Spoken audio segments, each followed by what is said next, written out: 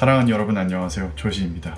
K-팝 데몬 헌터스가 넷플릭스 역사상 시청률 1위를 기록하며 세계적인 인기를 얻었는데요. 그런데 제가 사는 미국에서는 의외로 이 작품을 부정적으로 보시는 분들이 꽤 계십니다. 여성을 억지로 강하게만 그린 영화다. 악당을 너무 동정적으로 다뤘다. 커밍아웃을 긍정적으로 표현했다라며 작품을 문제 삼았습니다. 그러면서 이런 요소들이 내 자녀들의 가치관을 흐리고 끝내는 도덕성을 잃게 만든다는 극단적인 비난까지 이어졌죠. 특히 저희 이모부님이자 넷플릭스 영화 작가님이신 네이트 윌슨이 케데헌에 대한 긍정적인 리뷰를 올리셨다가 이런 반발에 직면하셨습니다. 하지만 이모부님께서는 물러서지 않고 오히려 이 논란을 정면으로 깨부수셨는데요. 오늘 영상에서는 K-팝 데몬 헌터스의 어떤 점이 그렇게 깐깐한 작가님을 감동시켰는지, 또 왜 이렇게 보수적인 작가님께서 케데헌을 끝까지 지지하셨는지 직접 들어보겠습니다.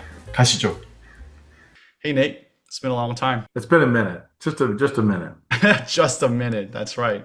Life just goes really fast and I know you've been really busy. Thank you so much for being here today. Sure. Do you mind introducing yourself in front of our Korean audience really quick? My name is Nate Wilson. I write under the name ND Wilson under my initials. Since 2007, have been writing primarily fantasy novels. I have produced 4 seasons of animation with Hello Ninja on Netflix. I was a writer on the big Amazon show House of David. I would say the podcast Stories Are Soul Food, where I every week talk about culture and movies and books, is where I touched on K-pop Demon Hunters the most. And it was really kind of a flashpoint. A lot of people are highly engaged, obviously, as fans and as critics, actually. So on both sides. All so right. It's worthy of some conversation for sure. I guess we'll actually just start our conversation with this part of it. I just heard from some people this is about like accepting your differences because, you know, the protagonist Rumi apparently has something going on with the seal of the devil, and it kind of hints towards, you know, these politically correct woke theme that's going on in this world. And how did you defend your message against this whole thing going on? Like, I would say everything you just described is what I expected it to be. So when I saw this, I never wanted to watch it at all. Because the premise and the title were really, really kind of cheap. Like, hey, let's just put K-pop in the title. K-pop's popular. That's something would happen in Western culture a lot. It looked cheap. It felt cheap. Everything about that made me think, I'm not going to see this. I watched it. I did watch it one time. I just watched the first 10 to 15 minutes and thought, I'm going to watch more. This is clever. There's creativity here.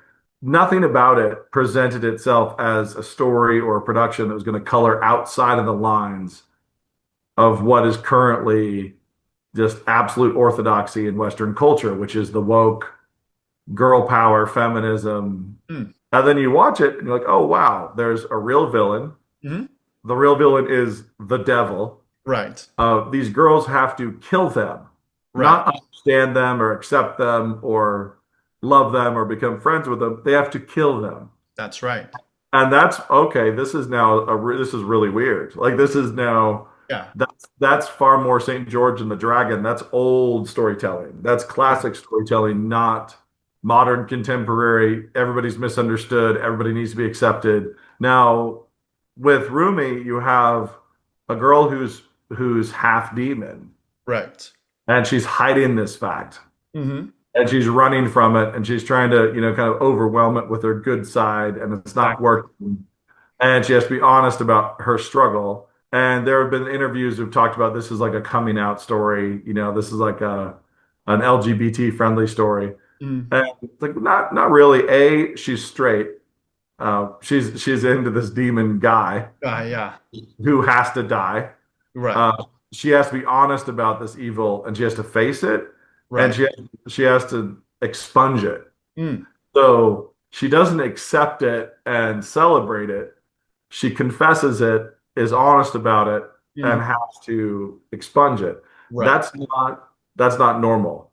That's not normal right now. That's like somebody building a really beautiful old structure that we don't build anymore. That was really surprising to me. It was surprising to me that the way the devil works as the accuser and enslaving people with shame and guilt. The weird need that these girls have to be honest rather than just positive about themselves. So they have this song Golden, and they're just trying to be positive about themselves. They're just trying to be goodness, and it fails. And it's not until they are honest about their failings, instead of trying to present this perfect picture, Rumi has to actually like truly and honestly confess her own flawed, shameful nature. And so your K-pop stars who are presenting this perfect, glossy, image have to drop that image and tell the truth about their own flaws. Right. And then in that confession, successfully destroy the demons. That just by itself, that's already way outside of what I was expecting from a Netflix. Right. Any contemporary Western storytelling, which is all about self-affirmation. It was just the complete opposite. So it really shocked me. The nature of storytelling is in this world is all about real characters who have to learn real lessons and have to change, and they are changed by the journeys that they go on. And so you watch characters grow and change and usually have to lay down something they're proud of or acknowledge something they're ashamed of. In this one, Rumi is fundamentally flawed. Her flaw is so deeply ingrained in herself. It's the way she is. So her flaw is not just like, oh, I have a personality quirk, or I have overconfidence, or I'm timid, or something like that. No, her flaw is who she is on a fundamental level. It's her actual sin nature. Yeah. And everybody all the way through, from when she was a little baby all the way up, has always lied about it and hidden it and pretended like she's perfect. And that is like that's the thing she rebels against at the end, and she throws off, is this catechism of deception and of representing yourself for the sake of other people seeing you as perfect, instead of being honest about what you are. And so we have that problem in the West. I know that's an issue in Eastern culture too. People don't like to admit faults. Yeah, exactly. They don't like to admit that they're weak, that they made mistakes. They don't want to have to go to somebody and apologize and say, I was actually vain.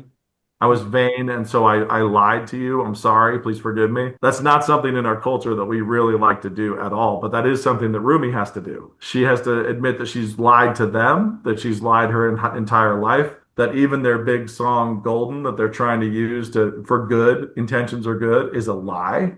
And she's got this picture perfect image for her fans and for the world that she thinks is good, and if she can keep the image up, then we'll all work out. And instead, she just has to be honest that she needs the light. She is not the light. She needs the light. Anyway, that is really unexpected. Also, the movie does it. I don't think it's necessarily intentional, but superficiality of K-pop culture as people who are elevated and held up, and you're just their fans. Right. And so this movie has affection for K-pop fans. It's very affectionate about them, but it's very critical as well. Yeah, that's what I started feeling, because it's not just about praising the culture itself.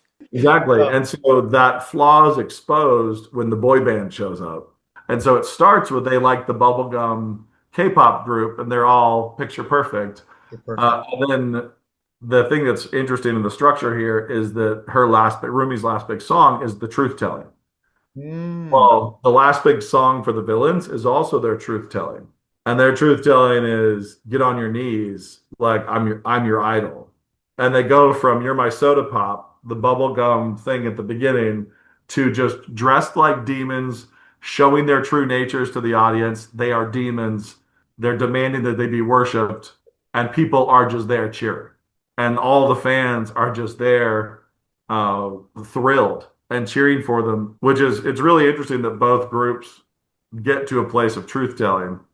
That's like when the plot completely just like starts like showing how two forces are at war with each other. It makes it so apparent where the evil side lies and where the good side lies. You can see, Like all the ones that are being led astray and being preyed on are being led astray and preyed on with the exact same structure that the girl band used. Right. So they're all there being super fans of the bubblegum friendly, picture perfect K-pop band. And then because of that, they're vulnerable to just be led off into demonism, which is wild. It's That is, wild. That's the structure of the story. It's wild that that got made by Sony. It's wild that it was on Netflix. yeah. And it's understandable that it resonated with people in a very powerful way. And despite being branded with a terrible title, and despite being marketed and represented as something cheap, and instead it was actually kind of profound. Like it's actually tapped into some ancient truths and is a profound story. Wow. So I think it worked against itself so hard when it got sold to Netflix and then named and marketed. Yeah. And despite all of that, the truth and the classic structure and the honesty of it created a true catharsis. And Wow. so when you watch a movie where the villain and the protagonist are just misunderstanding each other, there's not a deep catharsis. When you watch somebody go through a character journey and they actually face their own darkness, they repent of it, they face it, they're honest about it, there is a true catharsis, and you can have what Tolkien calls a eucatastrophe, where there's this Eucharistic, catastrophe at the end. And I think that's what it does. And so what people feel when they watch it, they might not understand why they feel, just like people who aren't musical don't understand a harmony, but when they hear the harmony, it still is harmonic and it still has effects on them. Physical effect on you. Yeah. Yeah, there's something here that is a catharsis and it's harmonic, and it really affected people. It touched people. People were deeply moved by it, Right. even if they didn't understand it. And so it went like wildfire. It spread globally incredibly. And of course, it helped that the music producers did a really great job on like some catchy, memorable, funny songs. Right. It helped that the animation was really well directed and executed, really packed a punch, a really, really significant cultural punch. Yeah, which happened to be a punch when it didn't really intend it. Yeah. So you've said watching films with, your kids, your family should involve deep discussion and critique, and not just about like passive, positive consumption every single time, right? Yeah. And how does K-pop Demon Hunters spark this meaningful conversation between families? What do you think? It's less important to try to have conversations with your family be meaningful, and it's more important to try to have them exist. So it's basically a posture towards all media of active engagement instead of passive recipient. Unfortunately, the way pop culture works and the way media is consumed these days, especially for younger generations who are exclusively streaming, they simply consume. And they consume with all the intelligence and discretion of a baby bird or of a vacuum cleaner. They're just, that's it. Best is to sit down with your family and as you watch to actually converse. What is this saying? How is it trying to make me feel? Because what it's saying to your intellect is usually easier to identify than how is it trying to make me feel? And is that true and healthy? Like I see a couple little pieces of protein in here that would be good, but there's a whole lot of earthworms. Like I'm just not going to watch it, period, because it's not worth it. There's not enough stuff. And then you get something like K-pop Demon Hunters comes and you look at it and you're like, okay, so there's some silliness, there's superficiality of pop idol culture, but there's some really good stuff in here. Right. This is what we're picking through. So if you watch it, especially if you watch it more than once, thinking about like where is it foolish, where is it wise, and realizing that to criticize something a little bit is not to hate it or not to despise it. Any kind of passive consumption of culture is just dangerous. And it doesn't matter what country you're in, what age you are. Yep. If you become just a passive consumer, then you are vulnerable to becoming one of those K-pop fans in K-pop Demon Hunters who can just get led to anything. And you end up sitting here looking at demons on stage who are, singing a song about worshiping them. And you're like, yay. And then the next big show can come out. And if it's trending, if everybody's really interested in it, and you're just a baby bird, Oh no, yeah. Let's not be those passive little birds.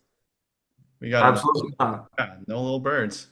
I think it was really beneficial for all of us to hear, especially when the whole atmosphere is about just only positive or only negative, where parents are not really overseeing their kids just watching it and being passive consumers, or parents who are completely getting that out, getting this whole Netflix thing out of their whole family, which is also a problem in its own way. Yep. So Yeah. thank you so much for everything. Really. Yeah, absolutely. Cheers. Cheers. 안녕하세요, 조시입니다. 제가 영상을 만들면서 매번 아쉬웠던 점이 하나 있는데요. 저희 부부가 매일 살아가는 모습, 저와 처남들이 바다에 나가서 떠드는 이야기들, 그리고 장인어른과 장모님의 행복한 일상까지 여러 일상의 소중한 순간들을 여러분과 나누고 싶었는데 결혼 생활과 제 본업을 병행하며 만들어드리는 메인 영상에서는 다 담아드리기 버거웠습니다. 그래서 이번에 채널 멤버십을 열게 되었습니다. 멤버십에서는 매주 가족들의 진짜 일상 브이로그, 제가 직접 들려드리는 특별 강의, 그리고 여러분이 신청하신 곡을 제가 직접 피아노로 들려드리는 라이브 콘서트까지 함께 하실 수 있습니다. 보여드리고 싶은 게 정말 많습니다. 사랑하는 여러분을 저희 가족의 일상에 초대합니다. 멤버십에서 뵙겠습니다. 감사합니다.